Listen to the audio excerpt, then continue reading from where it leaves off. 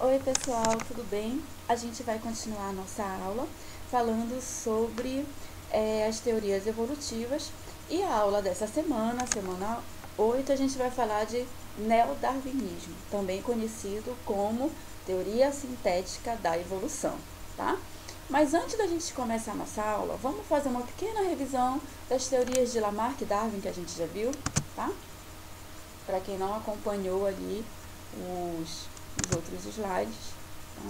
As outras videoaulas. Então, a gente falou do fixismo e do criacionismo, tá? Lembra então que ao longo do tempo as características dos seres vivos não eram então modificadas, os organismos não modificavam ao longo do tempo, né? A gente estudou também Lamarck. Então, Lamarck ele propôs duas leis para falar sobre evolução.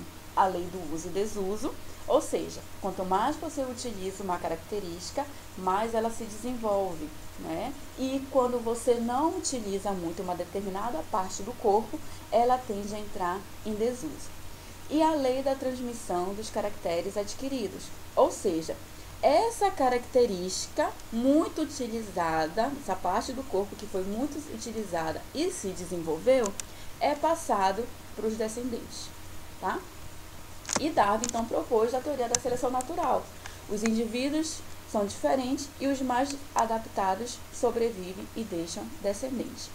Bom, é importante que vocês saibam como o ambiente é interpretado para Lamarck e Darwin. Então, para Lamarck, o ambiente ele é causador, enquanto que para Darwin o ambiente é selecionador. O que significa isso? Vamos acompanhar aqui na imagem. Então, novamente, falando das girafas, tá? Explicando primeiro como seria a evolução para Lamarck.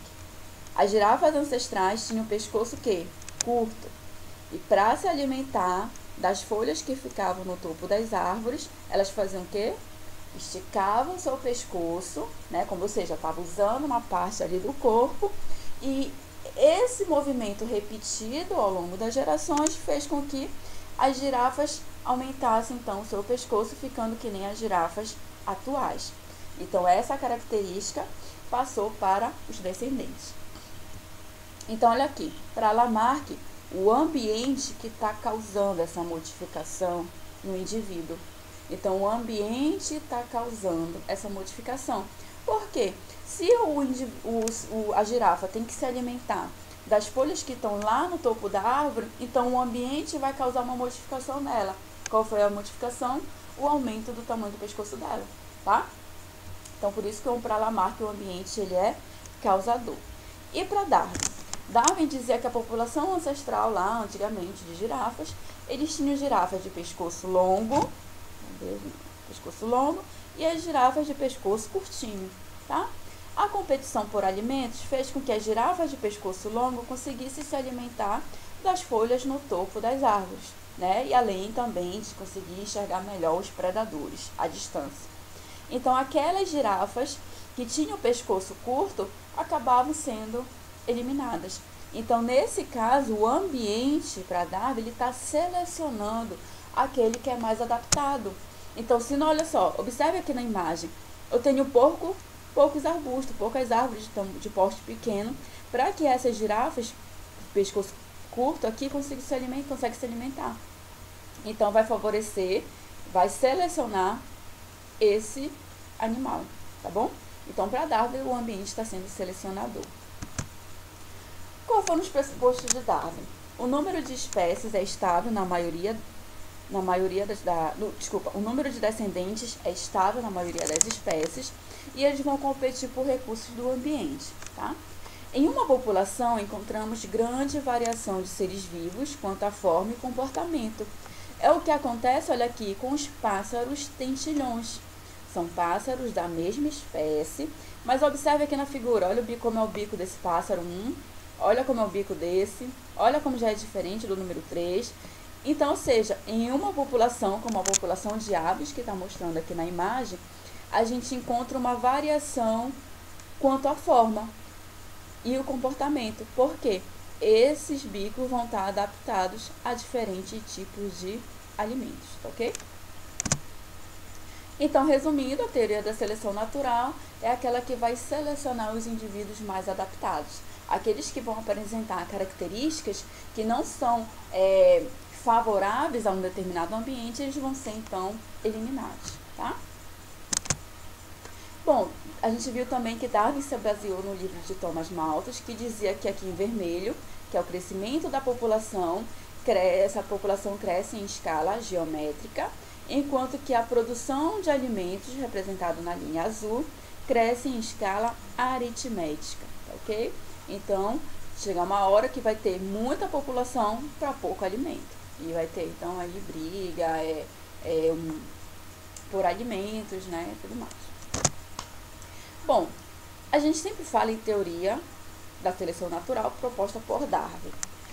Só que hoje os cientistas já estão querendo dar os créditos merecidos para Wallace. Na mesma época em que Darwin publicou seus trabalhos sobre seleção natural, o Wallace também publicou, tá? E só que eles trabalhavam de forma independente. E as duas propostas foram feitas simultaneamente. Mas por que os créditos acabaram sendo feitos somente para Darwin? Com a expedição que o Darwin fez ao redor do mundo, naquele navio Beagle, durante 5 anos, ele acabou arrecadando um número maior de informações e muito mais detalhadas sobre os ambientes sobre as espécies em diferentes ambientes, né? Então, por conta disso, a teoria ficou conhecida como a teoria da seleção natural proposta por Darwin. Mas em alguns textos, hoje em dia, vocês já vão, em livro didático também, vocês já vão começar a ver que é a teoria da seleção natural de Darwin e Wallace, tá ok? Então, Darwin ele conseguia explicar que existia competição entre as espécies, mas ele não conseguiu explicar como acontecia o aparecimento das novas características, nem a diversidade biológica entre os seres. Então, por exemplo, Darwin explicava que algumas mudanças ocorriam. Então, por exemplo, aqui, como dos pássaros tentilhões, que eles apresentam essas diferentes características. E essas características de bico, elas são passadas aos descendentes. Mas ele não conseguia explicar como era que isso acontecia. Por que Darwin não conseguia explicar? Porque lá na aula anterior, né? Porque os conhecimentos de genética nessa época, eles eram muito rudimentares. Eles não sabiam ainda do processo de genes, DNA, de meiose, dessa transmissão das características através dos genes ao longo das gerações. Então, isso aí Darwin ele não conseguiu explicar. E é por isso que hoje a gente tem a teoria sintética da evolução, que é também chamada de teoria neodarwinista, o neodarwinismo. Então, o que é a teoria sintética da evolução, que é a nossa aula dessa semana? Ela é um complemento à teoria da seleção natural proposta por Darwin e Wallace, tá? Então, ela é uma teoria que vai associar a ideia da seleção natural com os conhecimentos atuais de genética.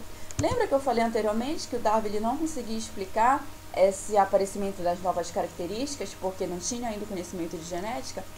Essa teoria da sintética da evolução é justamente isso. Como atualmente a gente já tem esse conhecimento de genética, foi criada essa nova teoria para então complementar a de seleção natural. Quem propôs a teoria da seleção neodarwinista ou da teoria sintética da evolução? Eu vou começar a usar agora a teoria sintética da evolução, tá? A teoria moderna também. Foram esses pesquisadores. Não precisa decorar o nome deles, não precisa saber. Então, a teoria de Lamarck, tudo bem. A de seleção natural proposta por Darwin e Wallace, você precisa saber. Agora, a teoria sintética da evolução, você precisa entender o que é. Como são muitos cientistas que propuseram essa teoria, a gente não vai focar aqui no nome deles, tá? É importante que, olha, que May propôs também o conceito de espécies, tá? Então, espécies é um grupo de populações cujos indivíduos, em condições naturais, eles são capazes de se cruzar e produzir descendentes férteis, tá? Então, voltando aqui para a teoria sintética da evolução, de acordo com essa teoria, as mutações e as recombinações gênicas, que a gente vai já estudar detalhadamente o que são cada uma delas, elas causam variações sobre os quais age a seleção natural. Então, imagina que a gente tem um indivíduo e que esse indivíduo vai sofrer um processo de mutação. Ou seja, vai ocorrer uma mutação no gene desse indivíduo e isso pode levar a uma nova característica, que ele apresente uma nova característica e, como eu falei, a seleção natural ela vai atuar sobre essa nova característica, seja de forma favorável, favorecendo o indivíduo ali no ambiente, ele consiga sobreviver, produzir novos descendentes com essa característica, ou não. Então, o indivíduo ele pode começar a apresentar uma mutação, a partir daí ele vai desenvolver gerar um descendente com novas características, e a seleção natural ela pode ser desfavorável. O ambiente ali não vai permitir que esse indivíduo com essa nova característica, digamos assim, de modo geral, consiga sobreviver a esse meio, certo? Então, aqui eu já falei. Então, olha só. Os fatores evolutivos. Então, os fatores evolutivos, a gente viu aqui no outro slide que a mutação, aqui olha, que a mutação e a recombinação gênicas, elas alteram, elas auxiliam, né, na evolução. Só que além das mutações e das recombinações gênicas, a gente também tem outros fatores, chamados de fatores evolutivos, que também causam variabilidade na população. E essa variabilidade, ela pode levar à evolução. Quais são esses fatores evolutivos? Mutação, recombinação gênica, seleção natural, migração e deriva genética, tá? Então, fatores evolutivos, eles alteram a frequência gênica de uma população ao longo das gerações. Então, fatores evolutivos são fatores que alteram a frequência gênica de uma população ao longo das gerações. Quais são os fatores evolutivos? Mutação, recombinação gênica, seleção natural, migração, deriva genética. Vocês podem me perguntar, professora, o que é frequência gênica? Vamos lembrar aqui. A gente já estudou isso aqui, ó. Marronzinho, cromossomos homólogos, um do ladinho do outro, o mesmo tamanho, e vão apresentar aqui em vermelho genes, tá? Então, aqui em vermelho são os genes, ou seja, uma porção ali do DNA que vai determinar uma característica, tá? Então, digamos que aqui, por exemplo, observe aqui, cadê a setinha? Esse gene determine a cor do cabelo. Então, a gente sabe que na população a gente tem pessoas com cabelo preto, louro, ruivo, né? Então, quando a gente tem essas formas alternativas aí de um gene, a gente tem, então, genes alelos. Então, por conta disso, olha só, na população, a gente pode ter essa diversidade de características em relação à cor do cabelo, né? Então, isso aqui é uma frequência gênica. Então, olha só, a gente tem indivíduos que podem ter, por exemplo, cabelo castanho claro. Ele é azãozinho, então ele vai ter a cor do cabelo preto. Ele é azinhazinho, então a cor do cabelo dele vai ser louro. Então, isso aqui é uma frequência gênica, tá? Essa porcentagem de genes alelos aí numa população. Então, quando a gente tem aqui, olha, azãozinho, azinhazinho, significa que essa população ela é diversa, ela tem essa frequência gênica nela, tá? E o que determina essa frequência gênica? O que fez com que as pessoas tivessem essa variedade de cor do cabelo? Um desses fatores evolutivos. Mutação, uma recombinação gênica, uma seleção natural, que é o que a gente vai estudar cada um deles detalhadamente, tá? Alguma dúvida que está aqui? O que são mutações? Mutações são alterações que vão ocorrer nos genes ou nos cromossomos, tá? Olha só, eu vou explicar aqui o que seria uma mutação. Primeiro, eu vou falar dessas letrinhas. Vocês não precisam saber o que são essas letrinhas. Não precisa saber que proteína é essa, nem essa estrutura. Isso aqui é só um exemplo, tá? E eu só coloquei isso daqui para vocês entenderem o que seria uma mutação num gene. E como é que ele causa, então, uma mudança numa característica do indivíduo, tá? Mas o que você precisa saber? O que é uma mutação e como é, então, que ela vai promover uma variabilidade na população, certo?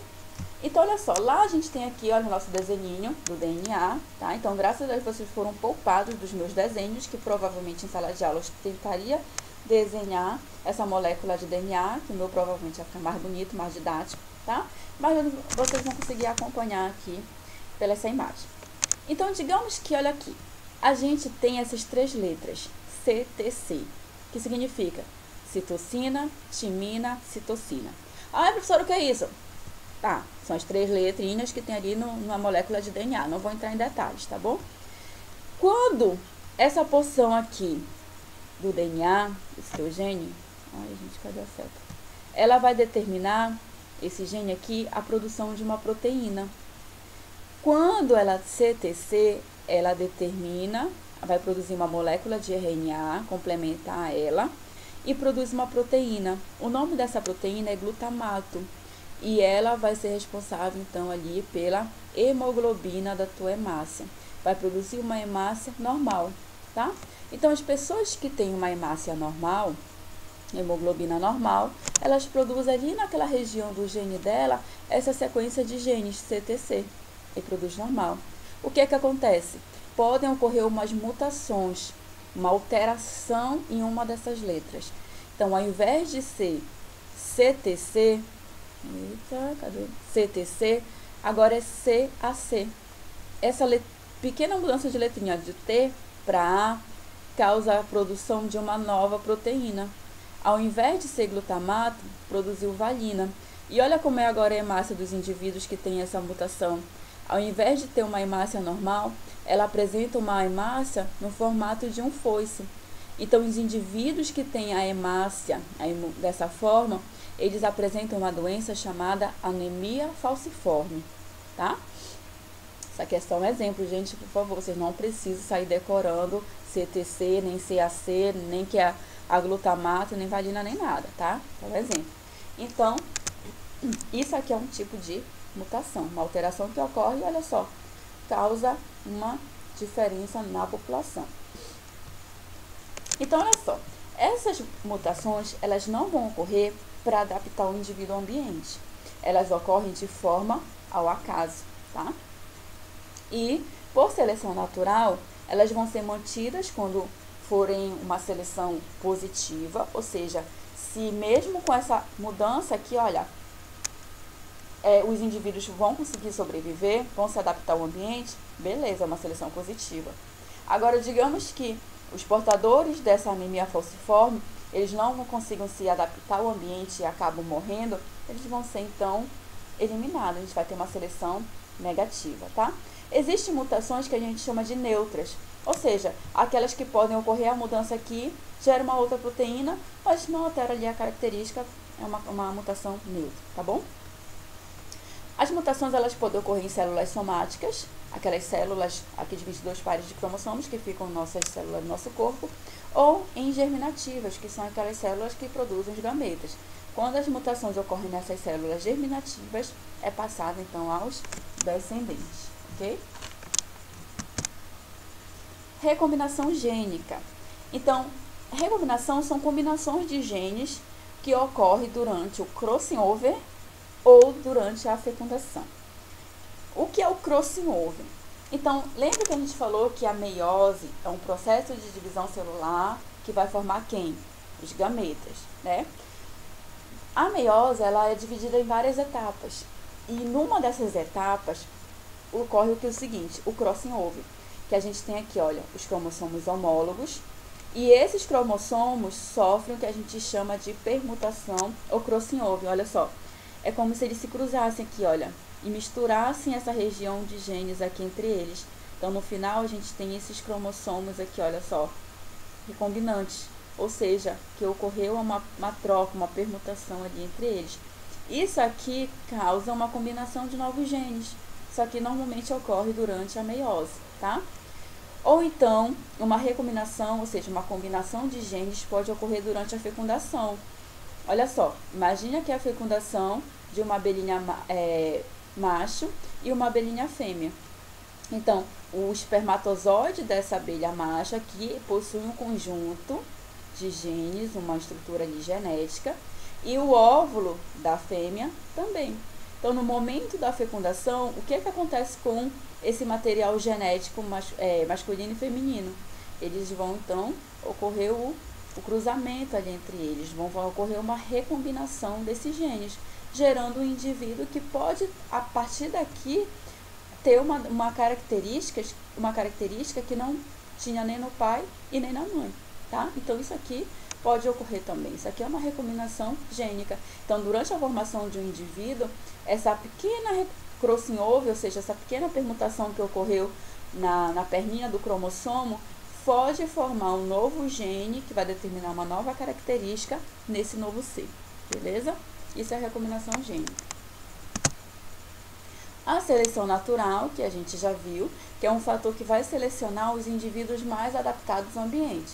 Seleção natural não é isso? Ou seja, a seleção natural vai selecionar os indivíduos mais adaptados. Olha aqui, imagine que a gente tem uma população de coelhos, onde alguns são marronzinhos e os outros são brancos. Então, os predadores, ao analisar essa população, ao avistar essa população de coelhos, os brancos vão chamar a atenção. Aquela pelagem branca, ela acaba se destacando, tá? Em cima da grama verde. E olha só, eles vão acabar sendo capturados e diminuindo ali na população. Ou seja, esse ambiente não está favorecendo os coelhos de pelagem branca. Agora, esses de pelagem marrom que conseguem ali se camuflar um pouco na grama, eles acabam sobrevivendo, eles acabam se adaptando a esse ambiente e vão se cruzar e produzir novas espécies com essa pelagem, tá? Com essa característica, com a cor dessa pelagem, beleza? Então, existe, porém, tipos de seleção natural que vão dependendo da característica que esses indivíduos vão apresentar e também do ambiente em que eles vivem. Então, a gente tem 3 tipos de seleção natural. A primeira seleção natural que a gente vai ver é chamada de seleção natural estabilizadora. Então, a seleção natural estabilizadora, ela vai favorecer indivíduos portadores de genótipos intermediários, eliminando os portadores de formas extremas. Professora, eu não entendi nada. Vamos supor o seguinte, a gente tem um gráfico aqui com uma população inicial, tá bom? Digamos que essa população, olha só, a gente tem aqui a pontinha do gráfico, aí ele aumenta e depois ele diminui novamente.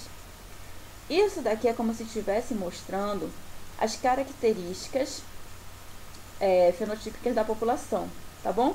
Imagina, por exemplo, uma sala de aula.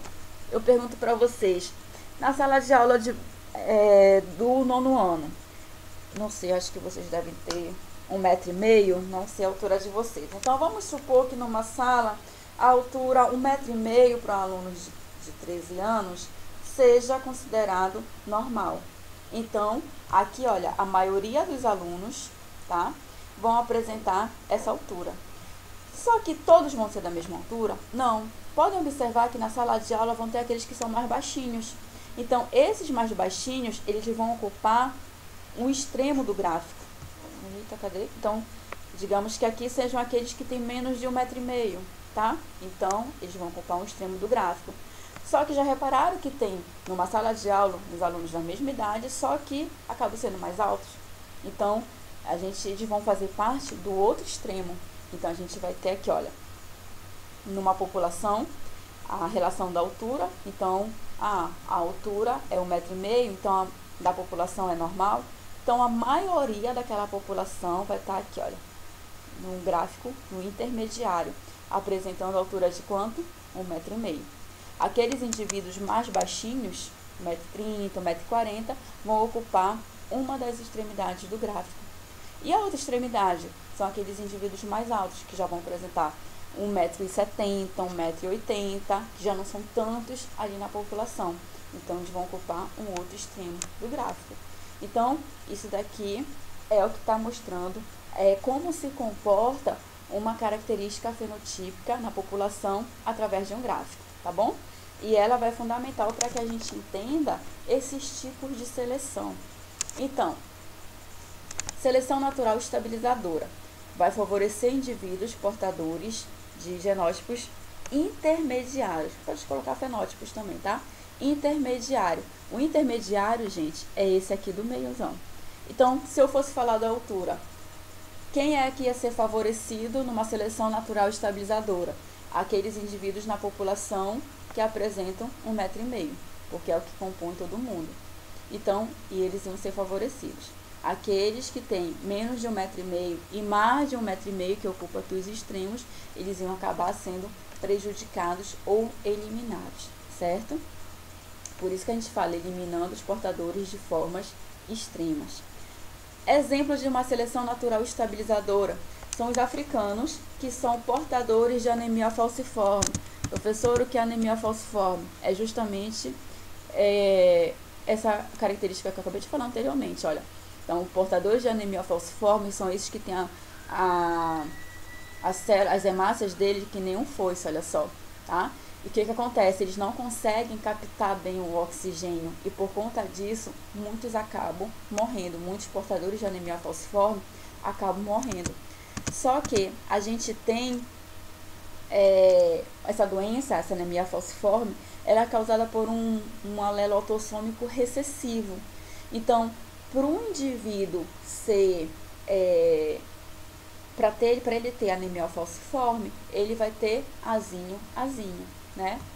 Então, digamos que um dos extremos aqui nessa população da África são indivíduos que apresentam anemia falciforme, eles são azinho, tá? A gente pode encontrar também indivíduos heterozigotos. Então, são aqueles indivíduos normais, mas por eles também terem o alelo para anemia falciforme, algumas hemácias dele podem apresentar o formato de foice. Então, esses indivíduos heterozigotos, eles apresentam no corpo deles, olha, esses dois tipos de hemácias, tá? E a gente também tem os indivíduos normais, tá? Que apresentam, então, uma hemácia normal. O que acontece, então, nesses africanos?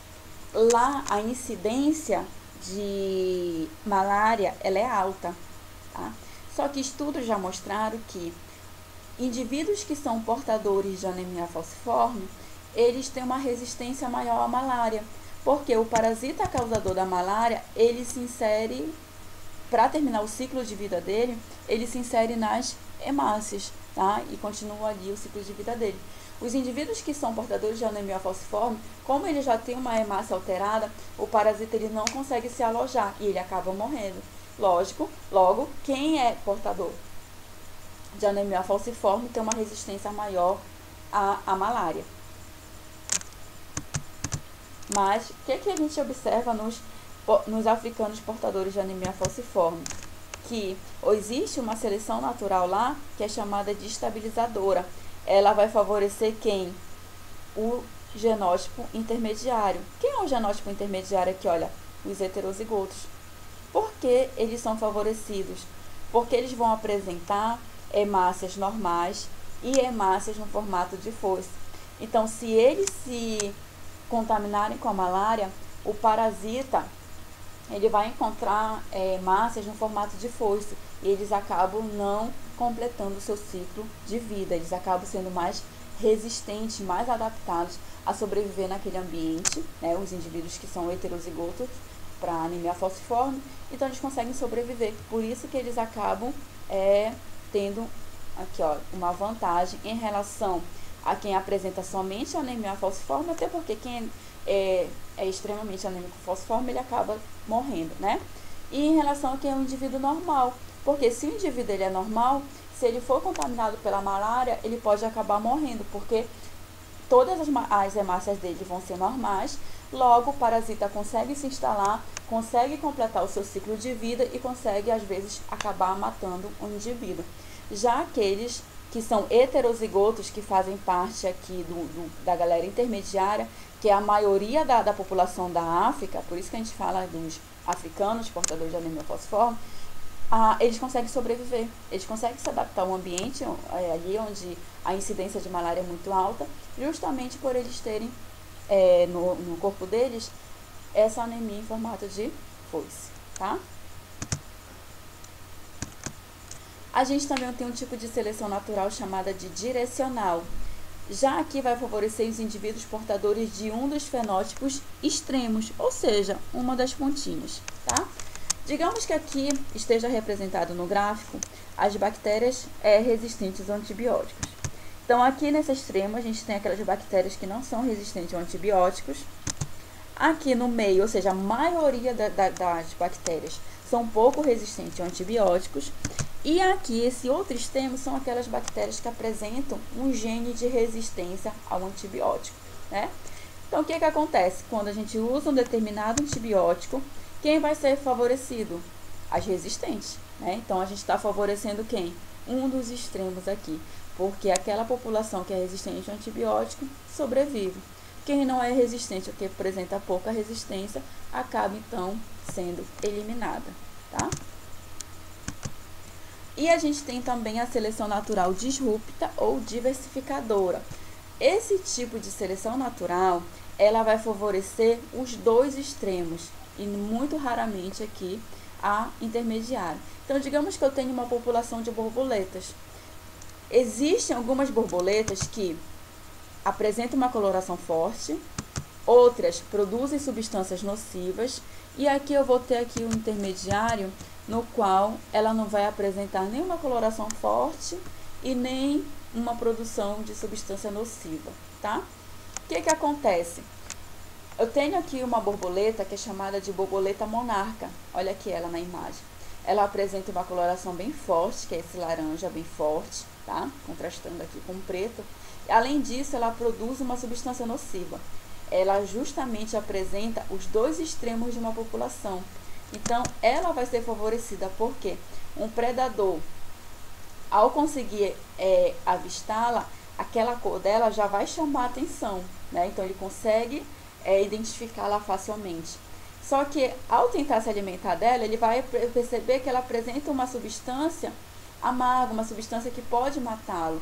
Então, isso daqui também acaba espantando o predador. Então, ela apresenta os dois extremos de uma população que protege ela dos predadores, tá? Então, aquela população de borboletas que não apresentam nenhuma das características, nenhuma coloração forte e não produz também substância nociva, olha só, acaba sendo eliminada, tá? Então, aqui o predador, ao ver esse tipo de borboleta que já chama atenção, que apresenta uma cor forte, ele já não chega próximo, porque ele já sabe, então, que ela produz uma substância nociva, tá? Então, esses são os três tipos de seleção natural: diversificadora, direcional e estabilizadora, tá? Pessoal, qualquer dúvida, tem um fórum que vocês podem me perguntar, tem um chat, tem o ícone de mensagem lá também no Avo, vocês podem mandar, tá? O outro tipo de fator evolutivo é a migração ou fluxo gênico. Então, olha só, os processos migratórios, seja eles de migração e imigração, eles vão promover uma alteração na frequência gênica da população que está ali em equilíbrio. E isso pode aumentar ou diminuir a variabilidade genética. Ah, vocês não estão entendendo.